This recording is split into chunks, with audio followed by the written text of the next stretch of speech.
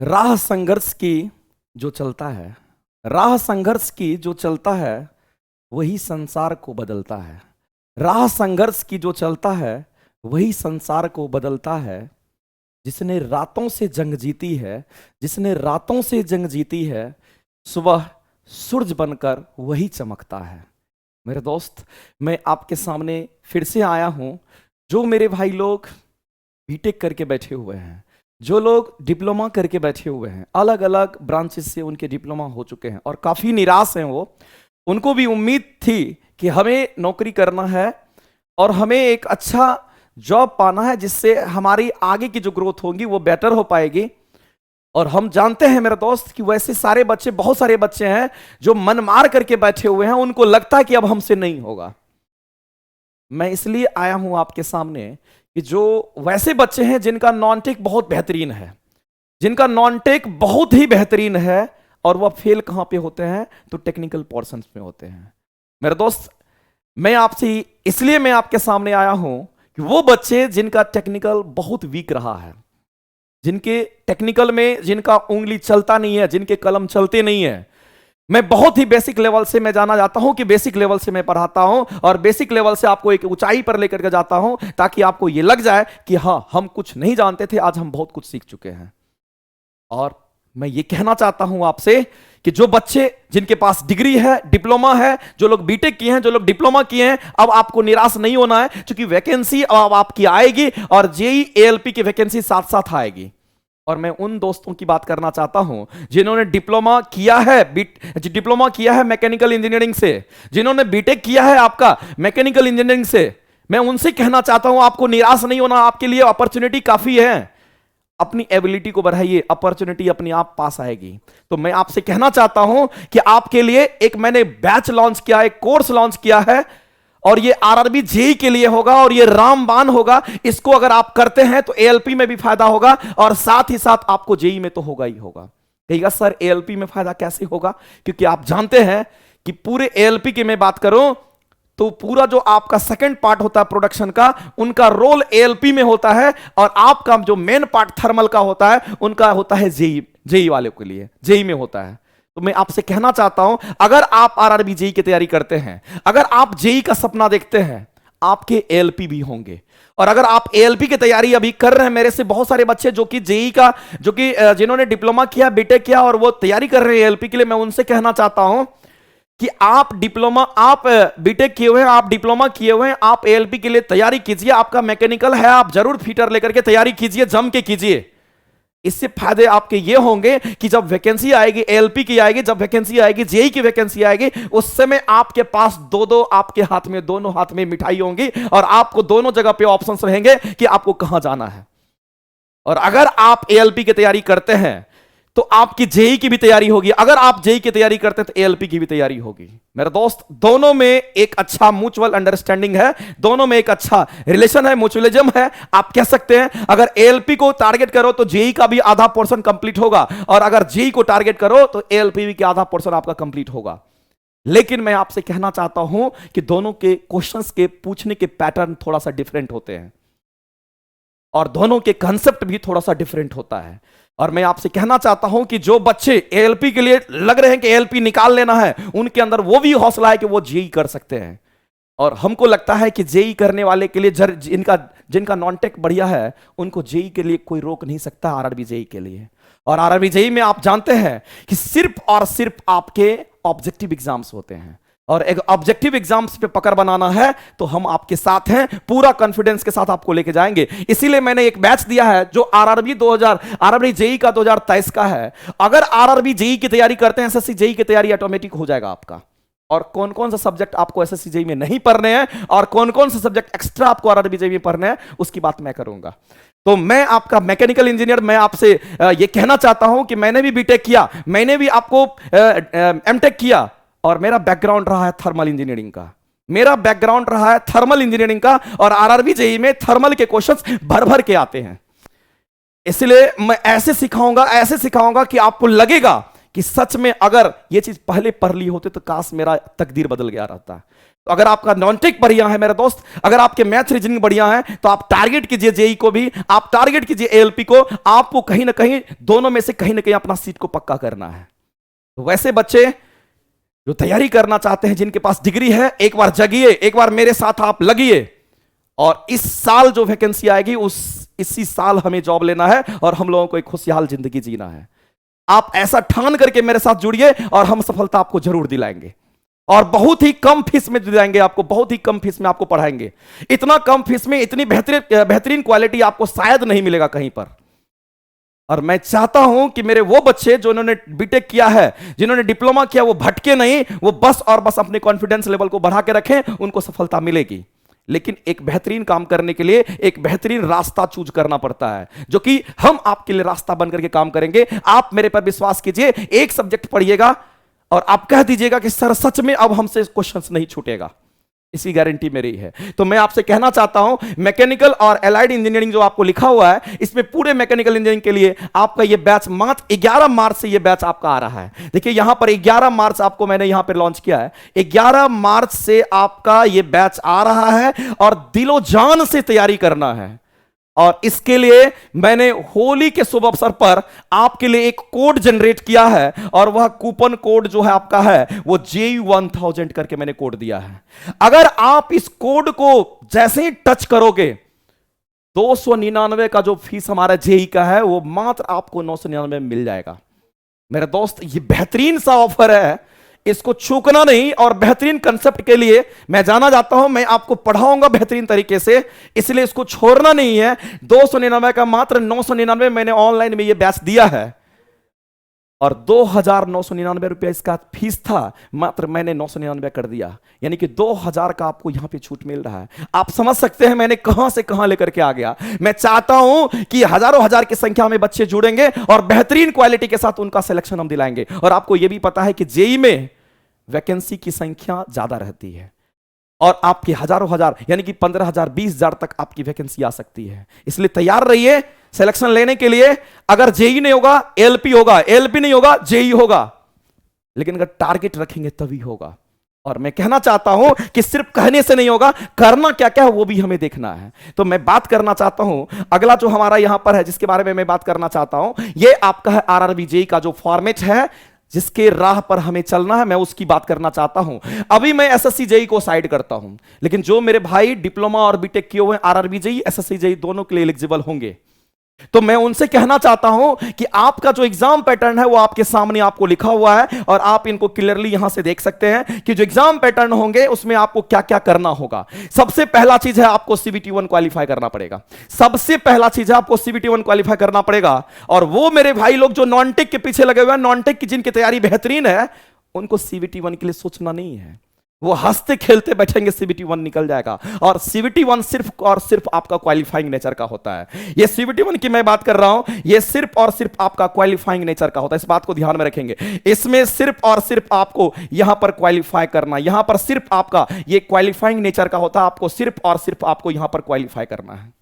इसमें सिर्फ और सिर्फ सीबीटी 1 की मैं बात करना चाहता हूं, इसमें सिर्फ और सिर्फ आपको क्वालिफाई करना है। अगर आप क्वालिफाई कर गए तो आप जाएंगे कहां पे, तो सीबीटी 2 के लिए जाएंगे। आप सीबीटी 2 में जाएंगे, यहां पे क्वालिफाई करना है। अगर क्वालिफाई कर गए, और अगर नॉन टेक बढ़िया तो जरूर क्वालिफाई कर जाइएगा। मैथ रीजनिंग वगैरह पूछेगा, हम पैटर्न में बताएंगे क्या क्या पूछेगा।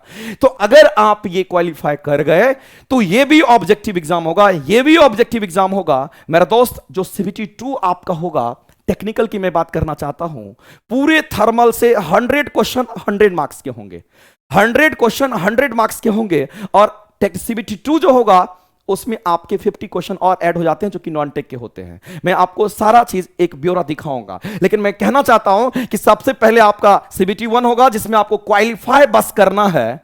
उसके बाद सीबीटी 2 में आपको मेरिट बनाना है। तो सीबीटी 2 से क्या होगा, तो कहेंगे इसी से हमारा मेरिट बनेगा, इसी से हमारा मेरिट बनेगा। और उसके बाद अगर आपका मेरिट बनता है, अगर आप चयनित होते हैं इसमें, तो आपका डॉक्यूमेंट वेरिफिकेशन होगा। और डॉक्यूमेंट वेरिफिकेशन के बाद आपका जो लास्ट क्राइटेरिया होता है वो आपके मेडिकल का होता है। क्योंकि मेरे भाई लोग जो लोग रेलवे में जॉब करना चाहते हैं, सबसे प्राथमिकता दी जाती है उनको कि उनका मेडिकल फिटनेस बेटर हो। तो इसीलिए आपको मेडिकली फिट भी रहना है, और फाइनली आपका सिलेक्शन हो जाएगा और आप हैप्पी हो जाएंगे। आपको इतनी सैलरी मिलेगी, आपको इतनी सैलरी मिलेगी, आपको कभी भी पैसे की किसी से आपको यह नहीं लगा कि हमें और पैसे चाहिए। आप अपने आप को यहां पर स्टेबलाइज फील करोगे, अपने आप को यहां पर बहुत अच्छा फील करोगे। तो ये अच्छी जॉब है, इसको मिस नहीं करना है, क्योंकि वैकेंसी 3-4 साल से आई नहीं है, आएगी और ज्यादा संख्या में आएगी। जब भी हम बात करते हैं तो इसकी वैकेंसी अभी तक रुकी हुई है, लेकिन बहुत जल्द नोटिफिकेशन आएगा और सीबीटी 1 होगा। सीबीटी 1 के बाद 1 महीने के अंदर, 1-1.5 महीने के अंदर सीबीटी 2 हो जाएगा। आप कुछ नहीं कर पाओगे अगर आपको ये मान लेते हैं कि अगर आपको यहां पे टेक्निकल पता नहीं है तो। सीबीटी 1 में लाख आप 100 में 100 ले, ये फर्क नहीं पड़ेगा, वो बस क्वालिफाई करना था आपको। लेकिन सीबीटी 2 जो है, जिसमें आपको बेहतरीन तरीके से अंदाज में तैयारी करना है, वो अगर वीक रह गया तो मामला फिर गड़बड़ जाएगा, जो कि आपको मेरिट बनाएगा। तो मैं बात करना चाहता हूं कि आपको पूछेगा क्या क्या।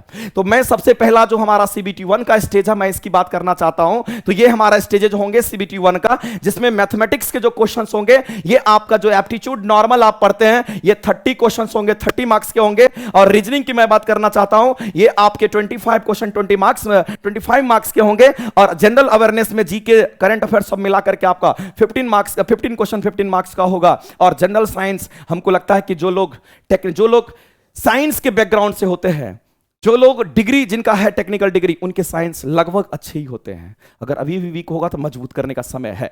तो आप यहां पर जनरल साइंस में 30 क्वेश्चन रहेगा और 30 मार्क्स आपको लाना है। और सीबीटी 1 मैं आपको फिर से कहना चाहता हूं, ये बस और बस क्वालिफाइंग है।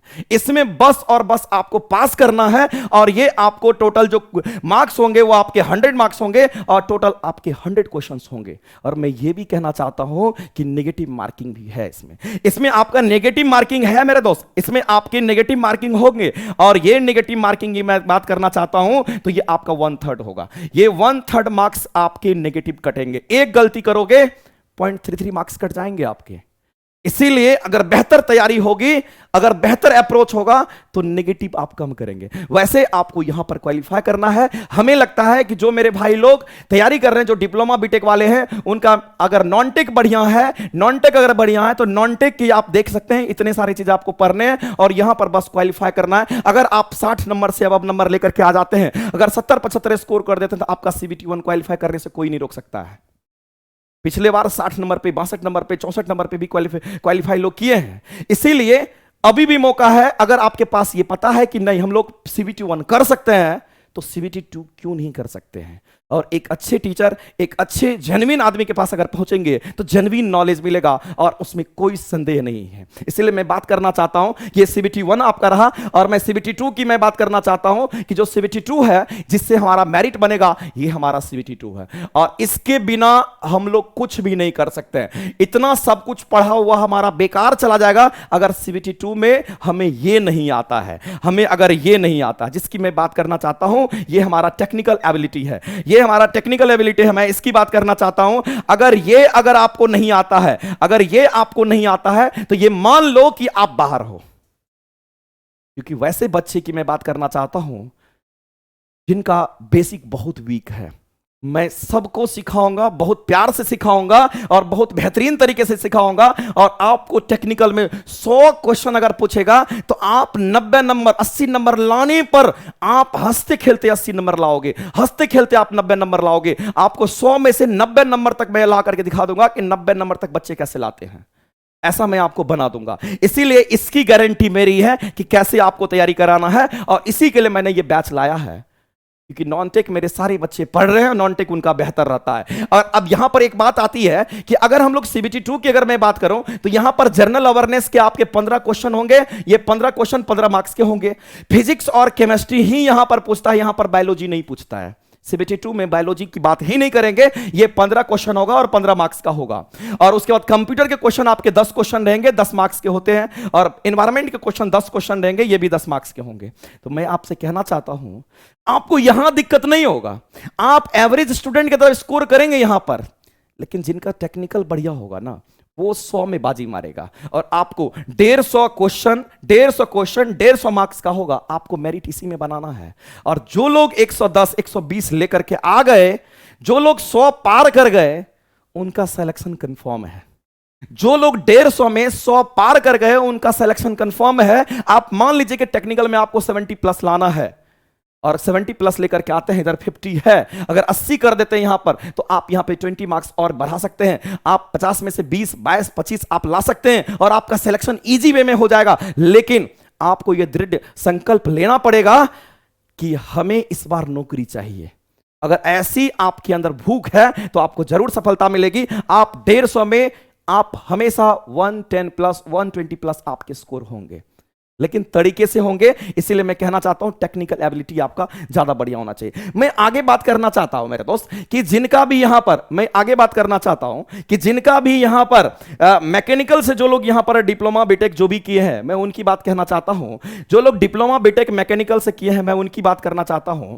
तो मेरे दोस्त मैं आपसे कहना चाहता हूं जो लोग डिप्लोमा किए हैं या फिर जो लोग डिप्लोमा किए हैं या फिर जो लोग बीटेक किए हैं, मैं उनकी बात बताना चाहता हूं। मैं उनकी बात बताना चाहता हूं डिप्लोमा और बीटेक की। मैं यहां पर यह बताना चाहता हूं अगर आपका डिप्लोमा बीटेक मैकेनिकल से है, अगर डिप्लोमा बीटेक आपका मैकेनिकल इंजीनियरिंग से है, किससे तो मैं यहां पर बात करना चाहता हूं अगर ये आपका डिप्लोमा या बीटेक अगर मैकेनिकल इंजीनियरिंग से है तो आप एकदम तैयार रहिए कि आपको करना क्या क्या है। तो सबसे इंपॉर्टेंट चीज होता है कि आपको थर्मल इंजीनियरिंग को एकदम बारीकी से पढ़ना है और यहां से क्वेश्चंस एकदम भर भर के रहेगा और जम के रहेगा और जम के आंसर भी करना है। ऐसा हम आपको बना देंगे।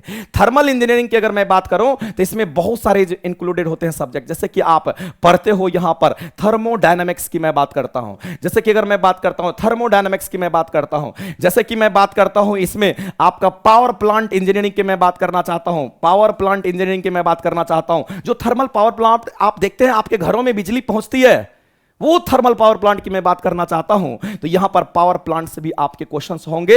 इसमें power plant, thermal power plant, nuclear power plant, सबके क्वेश्चंस आपको देखने को मिलेगा। स्टीम पावर प्लांट इसी को कहते हैं। अगला हम लोग बात करते हैं, इसी के अंदर आपको हीट मास ट्रांसफर के भी कॉन्सेप्ट पूछते हैं, जहां पर आपको उष्मा संचरण, हीट कैसे ट्रांसफर होता है, इनके बारे में हम लोग बात करते हैं। सारे इनके मोड्स को हम लोग पढ़ते हैं, कंडक्शन, कन्वेक्शन, रेडिएशन वगैरह पढ़ते हैं। आगे मैं बात करना चाहता हूं यहां पर जो कि हमारा है आरएसी का, जिसको हम लोग रेफ्रिजरेशन एयर कंडीशनिंग कहते हैं। इसमें पूरा एसी वगैरह के बारे में पढ़ना होता है, पूरा साइकोमेट्रिक चार्ट्स पढ़ना होता है। मेरे दोस्त बेहतरीन तरीके से हम आपको कराएंगे, आपको निराश नहीं होना है, क्योंकि मेरा थर्मल इंजीनियरिंग से ही मेरा एमटेक भी थर्मल इंजीनियरिंग से ही हुआ है, इसलिए आपको सोचने की जरूरत नहीं होगी इसमें। और मेरा मानिए थर्मल में आपको बेहतर तरीके का कंटेंट हम आपको देंगे।